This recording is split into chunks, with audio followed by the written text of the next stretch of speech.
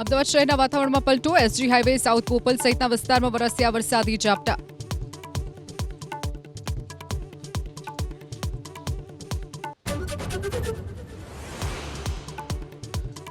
વલસાડ જિલ્લામાં સાર્વત્રિક વરસાદ. કપરાડા અને ધરમપુર તાલુકામાં વરસાદને લઈ નદીઓ બે કાંઠે. લો લેવલ કોઝવે પર ફરી વળ્યા પાણી.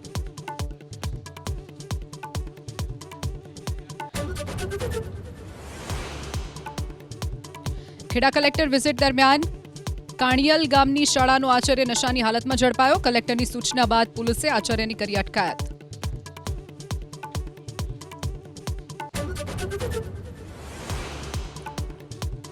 દસ ગુંઠાથી વધુ ક્ષેત્રફળ ધરાવતા જમીનના ટુકડાનું વેચાણ હવે દંડ વગર થશે નિયમિત. 75 વર્ષના જૂના કાયદામાં ઐતિહાસિક સુધારાની રાજ્યપાલ અને રાષ્ટ્રપતિ તરફથી મંજૂરી. જમીન લે વેચમાં સ્થાનિક ગૂંચવડા થશે દૂર.